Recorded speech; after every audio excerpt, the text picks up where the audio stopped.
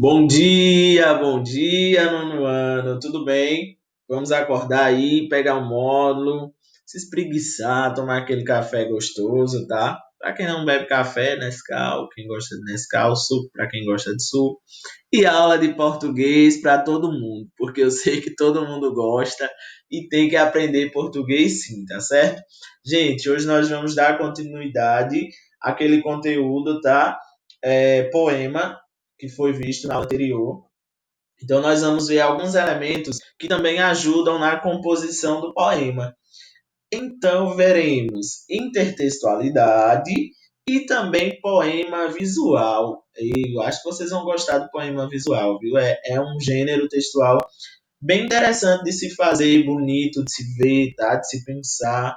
Então, são os temas que serão abordados na aula de hoje. E eles podem ser encontrados aí, ó, na página 5 do módulo de vocês, até a página 9, tá? Então, da página 5 à página 9 é o conteúdo que vocês estarão vivenciando hoje. Intertextualidade e poema visual. Intertextualidade. O que é, professor, uma intertextualidade? Observa aqui nessas imagens que, digamos, tem muitos traços comuns de uma obra para outra, né? Ó, eu tenho aqui um quadro da Mona Lisa, de Leonardo da Vinci, produzido em 1503. E tem um quadro da Mônica, veja aí, ó. Mônica Lisa, de Maurício de Souza, 1989. Olha esse daqui, Horta de Elite. Se não for hortifruti, pede para sair. Lembram de alguma coisa aí? Olha esse outro quadro, veja só, o grito. Eu tenho lá a obra famosa e do outro lado eu tenho uma criança que está fazendo sinais parecidos, tá certo? Uma expressão facial parecida. Pessoal, a intertextualidade, eu acho que como vocês já perceberam nesses exemplos, é quando um texto dialoga com o outro. É quando um texto ele se comunica com outro texto que você já leu, que você já ouviu. Então, por exemplo, ó, quem nunca, enquanto estava lendo um texto, lembrou em uma determinada passagem um outro texto que você já havia lido? Ou de repente estava ouvindo uma música e na música tinha um trecho de outra música que você também já ouviu. Isso é uma intertextualidade. É a capacidade de um texto dialogar com outro. Tá certo? Observa aí, ó, nesse anúncio da Hortifruti. Inclusive, fica a dica, Hortifruti, eles fazem muito anúncios publicitários nesse sentido. É uma estratégia extremamente de marketing, gente, para vender o produto deles. E eles estão errados? Olha aí a criatividade. Pegar um tomate, transformar no capitão de tropa de elite. Então, horta de elite, se não for hortifruti, pede para sair. Vê, a intertextualidade já está aí, ó. Tanto nos elementos visuais, a gente vê o tomate com a boina, a gente vê as letras, né? Como é no filme, e também a frase de efeito do filme, pede para sair, pede para sair. Então eu tenho aí um momento intertextual. Então, por exemplo, ó, eu tenho esse quadro, Os Retirantes, tá? De 1933, de Cândido Portinari. Por outro lado, eu tenho um trecho de Vidas Secas, tá certo? Olha só, nesse quadro de Cândido, olha o que a gente encontra. Eu tenho pessoas que aparentemente estão bem cansadas. Por trás tem um tom soturno, assim, né? Escuro, sombrio. Eu, se não me engano, se eu estou sem óculos, mas estiver vendo bem, eu acho que são urubus sobrevoando ali atrás. E olha só para as expressões dessas pessoas. Ó. Uma criança aqui na frente com a barriga bem grande. Antigamente, com a seca aqui no sertão, gente, existia essa doença, tá? Das crianças, enfim, ficarem com a barriga grande. Isso tudo causado pela fome, tá certo? Observa a expressão facial do idoso, ó. Tipo assim, de como se não tivesse mais suportando a mulher carregando alguma coisa na cabeça. Então eu tenho uma família que parece estar saindo desse ambiente de seca, mas ao mesmo tempo só estão encontrando seca. Tem um livro que eu gosto muito, que já falei para vocês em sala de aula, que é Morte e Vida Severina.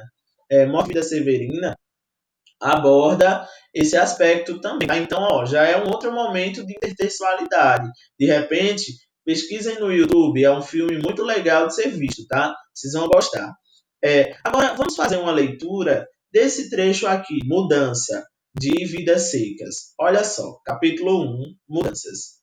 Na planície avermelhada, os juazeiros alargavam duas manchas verdes. Os infelizes tinham caminhado o dia inteiro. Estavam cansados e famintos. Ordinariamente andavam pouco, mas como haviam repousado bastante na areia do rio seco, a viagem progredia bem 3 léguas. Fazia horas que procuravam uma sombra. A folhagem dos juazeiros apareceu longe, através dos galhos pelados da caatinga rala. Arrastaram-se para lá, devagar. Sinhá Vitória com o filho mais novo escanchado no quarto e o baú de folha na cabeça. Fabiano sombrio, cambaio, o aió a tiracolo, a cuia pendurada numa correia presa ao cinturão, a espingarda de pederneira no ombro. O menino mais velho e a cachorra-baleia iam atrás. Os juazeiros aproximaram-se, recuaram, sumiram-se. O menino mais velho pôs-se a chorar, sentou-se no chão. Observa, gente, que aqui é, é um texto muito tocante, né? Antes de tudo, o, o autor ele deixa aqui, digamos assim, uma marca bem forte desse período que aconteceu aqui no Nordeste, tá? De secas, de retirantes, dessa ideia de ir buscar uma terra melhor. E no caminho, o que acontecia? Muitos morriam, porque não tinham comida suficiente para chegar até onde queriam, não tinham ajuda suficiente para chegar a tal lugar, tá certo? Então a gente percebe que nesse capítulo denominado Mudança, a gente tem uma imensa intertextualidade com a obra Os Retirantes de Cândido Portinari, tá certo? Se você for fazer uma leitura detalhada, é como se realmente um texto estivesse complementando o outro, quando na verdade não foi assim, tá? O livro foi escrito em 1938 e a pintura em 1936, tá bom? Um outro momento que vocês vão encontrar aí na página 6 é a paráfrase. A paráfrase é um estilo, assim, digamos, muito muito comum no dia a dia da gente até, e também bem utilizado pelos estudantes. Por quê? Porque eu posso copiar um texto, só que com minhas palavras, ou modificando essas palavras. Então, na paráfrase, mantém-se a ideia original de um texto, mas ela é escrita com palavras diferenciadas. Então, eu vou ter lá, digamos, um texto falando sobre um documentário, e de repente a Anderson solicitou esse texto, mas não quer que você escreva como você encontrou lá na internet. Então, o que é que você pode fazer? Uma paráfrase. A paráfrase pode te ajudar muito no momento de você estudar, tá? Porque você vai resumindo as informações com suas palavras. Veja só um exemplo, texto original. Quando uma mulher cruzava a rua, foi atropelada por um carro. O motorista fugiu e não prestou socorro, porém algumas pessoas conseguiram anotar a placa. A vítima foi levada ao hospital mais próximo e os médicos disseram que sua condição é estável.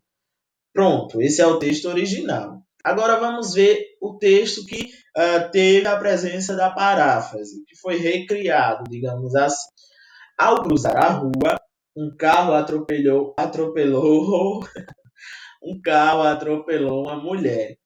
A placa foi anotada por testemunhas do local. O motorista ignorou o acidente que causou e fugiu. Um hospital nas proximidades recebeu a vítima e os médicos falaram que seu quadro é estável. Olha só, até parece que está mais elegante, né? Até parece que foi bem mais estruturado. E são as mesmas ideias, gente. Se vocês perceberem, a ideia continua. A mulher foi atropelada, o motorista não prestou socorro, as pessoas conseguiram anotar a placa do fugitivo, né? A vítima chegou ao hospital e os médicos disseram que ela estava bem. Então, observa que são textos que conversam entre si, só que um está parafraseado, ou seja, eu mudei as palavras, mas mantive a ideia principal do texto original, tá certo? Fica aí a dica do que é uma paráfrase. Agora tem um gênero maravilhoso, eu gosto muito particularmente. Vocês também. Tem um professor aqui na escola, né, que vocês sabem bem quem é. Ele usa muito a paródia, tá? Nas aulas dele, que eu acho assim incrível. Tiro até o meu chapéu, porque, gente, dá trabalho fazer paródia, dá trabalho a gente pesquisar a letra para colocar cada palavrinha que encaixa ali numa música. É trabalhoso, mas o resultado é incrível, né? Porque que graça tem fazer tudo fácil? Não tem. Mas a paródia, eu falo no sentido que é trabalhosa, porque você realmente precisa modificar o texto original, diferente do texto parafraseado, tá certo? Então, ó, a paródia vai estabelecer uma relação intertextual entre os dois textos, tá? Caracterizada pela recriação do texto base. Então, meu texto original ele vai ser modificado, só que não totalmente. Eu vou ter que deixar partes ou marcas que relembrem o texto base, o texto original. E qual o objetivo da paródia, afinal? A paródia é muito usada para causar riso nas pessoas, tá? Além disso, ela tem uma visão muito crítica das coisas. Ela é bem, digamos assim, minuciosa quando ela quer criticar alguém ou algum comportamento, digamos assim. E há também uma distorção das ideias dentro da paródia, tá certo? Vocês vão encontrar muitas paródias que são caricatas. O que é caricata? É você exagerar nas formas, é você falar de um jeito que você não falou no texto original. Ó, peguei de novo o exemplo da Mona Lisa e trouxe um outro tipo de obra, tá? Uma obra mais urbana. E aí dentro do quadro vocês até percebem o nome, ó, Cultura de Choque. Tá? Então, de um lado, eu tenho um quadro que é extremamente valorizado mundialmente, cultuado mundialmente pelas pessoas, e de repente eu tenho aqui um outro quadro que seria o quê? Uma arte popular. Porque é popular vai ser ruim, então eu trago uma crítica aí, ó. Coloquei cor, uma ideia de, sei lá, mistura de identidades, mistura de culturas, mistura de valores. E aí é interessante também vocês perceberem que faz parte de uma propaganda, né? Esse texto parodiado. Vê só, lá na blusa dessa nova Mona Lisa, que tem um Mzinho. A blusa é amarela, tem uma logo vermelhinha com um M. Fica aí a dica de que empresa é essa, tá? Não vou fazer propaganda para ela. Veja só. É só um exemplo para vocês terem noção de que a paródia não se restringe só a músicas, pessoal.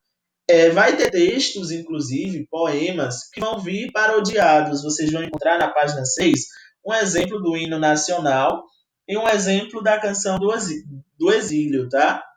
São textos que remetem, que retomam, talvez, o texto original Canção do Exílio. Então, são exemplos aí de paródia, tá? Vocês vão encontrar muito, sobretudo na música. A música é o local que mais se destaca a presença de paródia. Mas em textos também você vai ver isso acontecendo, tá?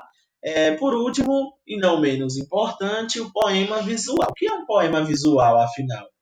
Então, são produções literárias, vejam, poema sempre vai ser um texto literário. Só que agora, diferente do outro, que se apresentava por estrofes e versos, o poema visual ele tem a finalidade de atrair o leitor pelos olhos. Ele vai ganhar você pelo olhar. E aí, quando eu falo em olhar, eu vou ter muitas imagens dentro desse texto. Desde imagens mesmo, como fotografias, a imagens criadas por palavras. Isso mesmo. Palavras que vão formar um formato de algum objeto, de algum pensamento. Vocês vão encontrar isso na página 9. Tem aí um poemazinho visual de Libério Neves, tá? Ele fez um poema chamado Pássaro em Vertical. Depois dei uma lida aí para vocês terem essa visão maior, tá? Então, ó, é um texto capaz de ser captado pela visão e ganha muito destaque isso, né? Não se proíbe a mistura com outras linguagens, então é um texto intertextual. Eita, menino, tá vendo como foi bom estudar intertextualidade? Poema visual é um texto que mistura diversas linguagens, diversas formas de expressão, tá? Pode haver poemas com efeito de sonoridade, ou seja, poemas que você olhe e de repente você sinta a ideia de som, de movimento, ou até de ausência de uma linguagem verbal. Vocês vão encontrar muitos poemas visuais que é só a imagem, não tem texto nenhum, e ainda assim é um poema, tá? Porque o poema, ele surge da poesia, né? Isso, do estado de espírito do eu lírico. Então, o eu lírico pode se inspirar em qualquer coisa para criar um poema, bem como um poema visual. Não existe uma forma fixa. O autor é livre para escolher quais recursos quer utilizar. Então, você fica livre, tá? Nessa escolha. Você é dono, digamos assim, desse tipo de texto. Você vai lá, escreve o seu poema da maneira que você quiser, usando o recurso que você quiser. Porque em um determinado momento, os poemas, a gente tem uma noção de que ele sempre é algo engessado, de que ele é algo estruturadozinho em estrofes e versos. Não necessariamente, tá? Ele pode se vir de formas variadas. Então, fica o exemplo aí para vocês. Vejam só aí alguns exemplos de um poema visual. Olha só. Era um homem bem vestido. Foi beber no botequim, bebeu muito. Bebeu tanto que saiu de lá assim. As casas passavam em volta numa procissão sem fim. As coisas todas rodando assim, assim, assim, assim, assim, assim. O que foi que aconteceu com esse cara aí? Ele saiu do bar já bêbado, né? E aí a sensação, talvez, de quando as pessoas bebam, um pouco tonta, falando as palavras meio emboladas ou alegres demais, tá? Então, exemplo de poema visual, como se as palavras tivessem caindo na medida que ele também talvez estivesse caindo por estar tão bêbado. Olha um outro exemplo aqui, ó. É, ele fala em ternura, amor, fidelidade, confiança, carinho, alegria, tristeza, desconfiança, ciúme, ternura, concordância, liberdade, amizade. São coisas que ajudaram a formar esse coração. Tá vendo? Então, isso é um poema visual, formado a partir de letras, tá? Que deram origem a uma imagem.